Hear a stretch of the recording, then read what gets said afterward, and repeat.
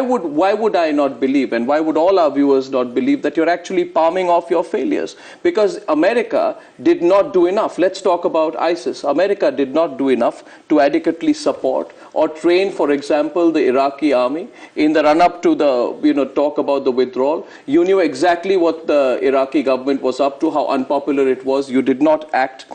And you could have preempted, and there was a serious miscalculation in the entire American invasion on Iraq. The reason I'm pushing this point is because it has a complete parallel to what is happening in Afghanistan and Pakistan and India, where you speak of an ideological framework, and Obama also spoke about an ideological framework and the fact that we have to strike not just at the terrorists, but at the ideology that drives these terrorists, right? But the people who push that ideology in South Asia are the Haqqani brothers, is the Lashkar-e-Toiba, and for years you allowed the ISI to back them. 2 quick points as I push back. The first point that I ask that you take very seriously is that the United States cannot create an effective Iraqi, Syrian, or any other opposition. We can enable a pushback. We can enable Iraqi forces, and we trained over 250,000 Iraqis and armed them. But we cannot be the political spirit of the country. We can argue, we can try to persuade, but in the end, it's an Iraqi fight and those of the region around it. Second, you make the point about Pakistan and Afghanistan. And there I think you would have to recognize and agree with me that Pakistan is a hugely complicated problem, because it's both an exporter of terror and an enabler in dealing with terror. And you cannot rule out one in favor of the other.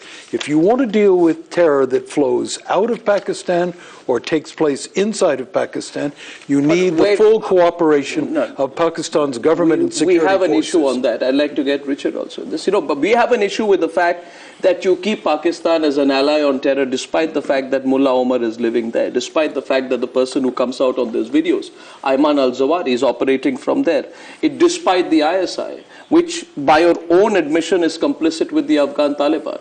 So, I find today, and this was the general observation, I don't know what the observation in America is, but the general observation, at least in India and large parts of the world, is that Obama has suddenly woken up to the fact that he's cornered. In the last few years of his presidency, he finds himself in an extremely uncomfortable situation. He's stepping up to the plate and telling the world, come and help me.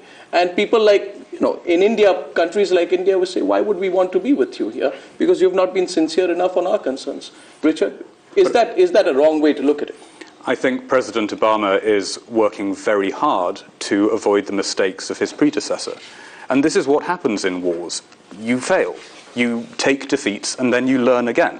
After all, the Western countries very nearly lost the Second World War and bounced back. That's right. I think that what President Obama is doing is saying, this is a long fight. It's an indefinite fight. It will go beyond his own term in office. But he is going to fight this as a limited war, taking limited risks, and he is not going to turn this into another total war, which is what it was presented as back in 2001. And I think that President Obama is balancing fierce domestic pressures with very, very serious global threats. And I think he's walking the best line he can in a very, very difficult time.